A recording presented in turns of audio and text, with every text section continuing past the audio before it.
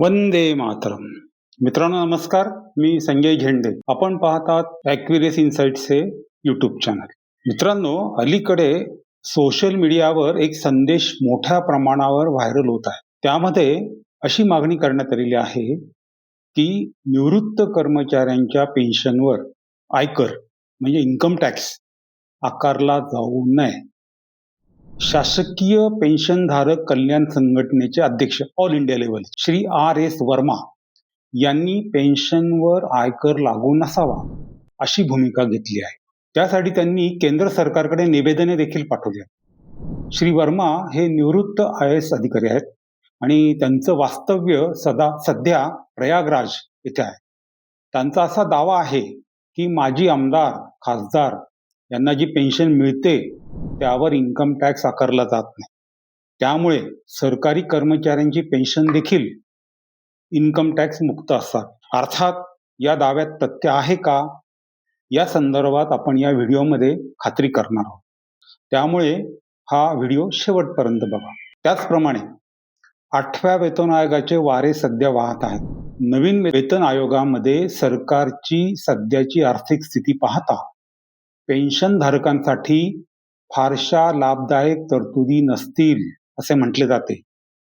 नेमक्या काय तरतुदी असाव्यात, पेन्शनची गणना कशी असावी, वाढीव महागाई भत्ता मिळतो तसे मूळ पगारावर इन्क्रिमेंट देखील द्यावे अशी एक मागणी पुढे आली आहे. या संदर्भात आपण एक नवीन व्हिडिओ लवकरच पोस्ट करीत आहोत.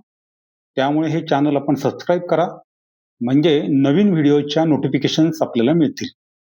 आजचा विषय आपला आहे पेन्शनवरचा इन्कम टॅक्स. हा विषय आहे. पेन्शनवर इन्कम टॅक्स नसावा या मागणी मागील तर्क काय आहे, सरकारची भूमिका काय असू शकते, आणि सर्वात महत्त्वाचे म्हणजे पेन्शन ही उत्पन्न आहे की आयुष्यभराच्या सेवेचे पुढे मिळणारे वेतन. आज आपण या विषयाचा संतुलित आणि तथ्याधारित आढावा घेणार आहोत. पेन्शनवर आयकर लागू नसावा हा एक मतप्रवाह आहे. सध्याच्या भारतीय आयकर कायद्यानुसार अनेक प्रकारच्या पेन्शनवर ज्या काही रक्कमा मिळतात त्याच्यावर आयकर लागू होऊ शकतो, तर काही विशिष्ट सवलती देखील उपलब्ध असतात.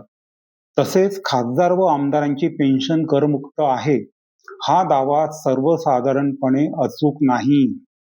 त्याची स्वतंत्र पडताळणी केली असता माजी आमदार, खासदार यांना मिळणारी पेन्शन सर्वसाधारणपणे आयकर मुक्त नाही. ती करपात्र म्हणजे टॅक्सेबल असते आणि आयकर त्यांना नियमानुसार भरावा लागतो. त्यांचे जे काही स्लॅब असतील उत्पन्नाचे त्यानुसार. अशी माहिती पुढे आली. मित्रांनो, एखादा सरकारी कर्मचारी 30 ते 35 वर्ष सेवा बजावतो. निवृत्तीनंतर त्याला पेन्शन मिळते. पेन्शनधारकांचे म्हणणे असे आहे की ही रक्कम कोणत्याही नवीन कामाचा मोबदला नाही. ही त्यांनी सेवा काळात कमवलेल्या हक्काची रक्कम आहे. अनेक निवृत्त कर्मचारी पेन्शनला डिफर्ड वेज म्हणजे पुढे ढकललेले वेतन असे म्हणतात. त्यांच्या मते जेव्हा एखादी व्यक्ती नोकरीत असते तेव्हा ती आपल्या पगारावर आयकर भरते. निवृत्तीनंतर मिळणाऱ्या पेन्शनवर पुन्हा कर आकारणे म्हणजे त्याच उत्पन्नावर दुहेरी कर आकारल्यासारखे आहे. पेन्शनधारक संघटनांचा आणखी एक मुद्दा असा आहे मित्रांनो की निवृत्तीनंतर उत्पन्नाचे इतर स्रोत कमी होतात. वय वाढल्यामुळे वैद्यकीय खर्च वाढतो. महागाई तर सतत वाढत असते. औषधे, तपासण्या, हॉस्पिटल खर्च यामुळे अनेक ज्येष्ठ नागरिक आर्थिकदृष्ट्या अडचणीत येतात. अशा परिस्थितीत पेन्शनवरील आयकर कमी करावा किंवा पूर्णपणे रद्द करावा अशी त्यांची मागणी आहे. मात्र या विषयाची दुसरी बाजू देखील आहे.